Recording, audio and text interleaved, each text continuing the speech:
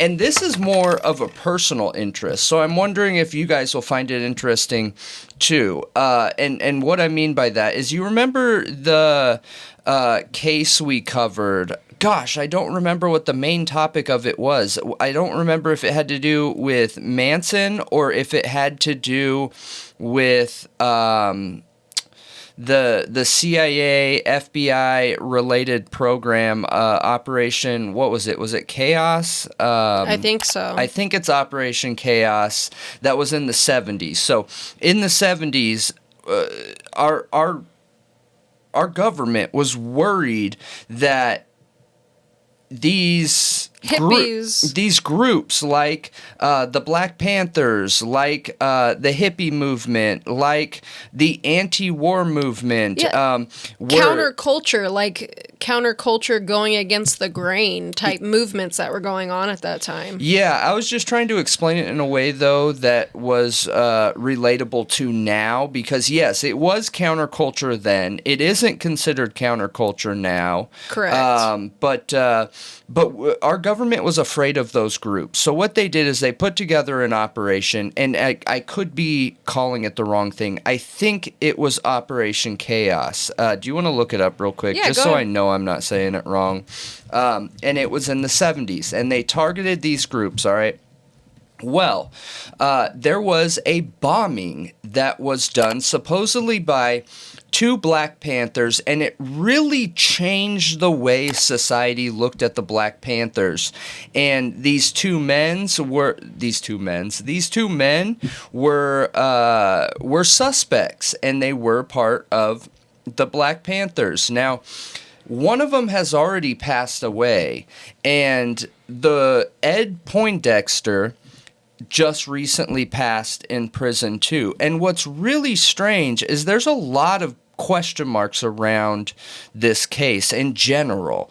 And it seems like some of those question marks are coming into today even. Like what I'm reading here says that they're going to be investigating the details around his death, which makes it sound like, okay, is there something that needs to be investigated? Is there something strange going on with it? Did something stand out that we need to be aware of? It could be the media running with it a little bit because he's who he is, for one, and for two, I think, isn't it pretty much any time a prisoner dies, they have to do an investigation? And if it's accidental, it's apparent and it'll be closed quickly. If it's not, it might take a while, but I mean, it's really hard to know how prisoners pass away. They do not want to offer up that information. Yeah, and it doesn't say in here. So you might be onto something by the media making a bigger deal about this than it actually is, because he's an older man. His partner, or what the claim is, who was his partner in this bombing, David Rice, died in 2016. So these are older guys. You will have probably seen them on the screen by now if you're watching the video. So it makes sense. They're at the age that it wouldn't be surprising to pass. Now, I will say that both of these men, the entire time that they've been in prison, have said that they're innocent and have been fighting non-stop to appeal this all the way up into his death. There was a recording of an eyewitness that said that these two men approached that eyewitness and asked him to stage the bomb at this site that happened. What's interesting, though, is when they got a voice recorder for the eyewitness's voice and the recording that they presented in court didn't match. Weird. Right. Like, there's a lot of question marks around it. So I thought it was super interesting, and it's one of those topics that highlight and tie directly into, like, the FBI and FBI corruption, and I know that's something we've talked about recently, so I thought I would share it with everybody. I think it's super interesting. Yeah, and it was Operation Chaos or Operation MH Chaos. Okay. And it was actually, it says it's a CIA domestic espionage project. Okay. Yeah, I mean, it is domestic, and I think it was the CIA, but the FBI helped as well, and it included like MLK, and it included quite a few different factions of the government. Yeah, it says it was established under Lyndon B. Johnson and expanded under Nixon. Yep. From 1967 to 1974. Yeah. So it makes me wonder, were these guys set up in a way that gave the government the control in this situation? Maybe. I know that the 70s, the 60s and the 70s, and I don't know if you knew this, or any of you watching, but in the 60s and the 70s, we had the largest percentage of corrupt police officers. Wow. Yeah, statistically, it's upwards of 50+% of the nation's police officers were believed to be corrupt. Yeah. What was going on? No oversight is what I think. No oversight. And that's exactly what's going on now with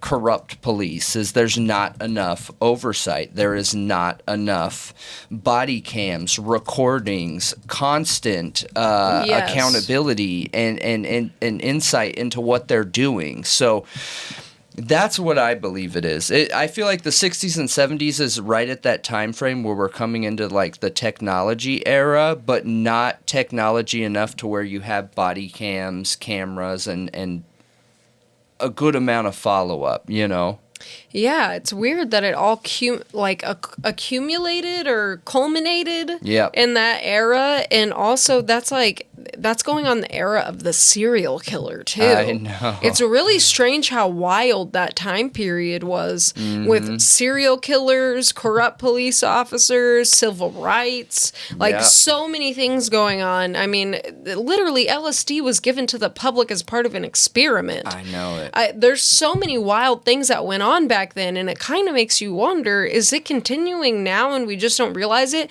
Because the people then, yes, some of them were like, gosh, the world's going crazy, it's going to end, people have felt like that for a long time. But people also felt really safe back then, strangely enough. I know it. Yeah. Like, you hear all the people from back then, that were alive back then saying, oh, we got to ride our bikes all over town as kids and we were so safe. And it's like, but you weren't. Yeah, referring directly to the interview we did of a victim that was a hair away from being abducted and ended, like somebody that was done, 20 minutes later, 30 minutes later, or whatever it was. By Rodney Alcala, yep. And that victim was, or suspected, almost victim, was mentioning that even though that happened, they still felt safe to ride their bikes all over at like age 12, 13, and it was just a different time. The way that we looked at things was different, and I think it could be attributed to the lack of technology, because really you only heard about local news, you didn't hear about national news, so you weren't in a constant state of fear for people that can't handle national news. You know what I mean? I think that's absolutely what it was, is that you don't have the constant feed of horrible things happening in the world. Yeah.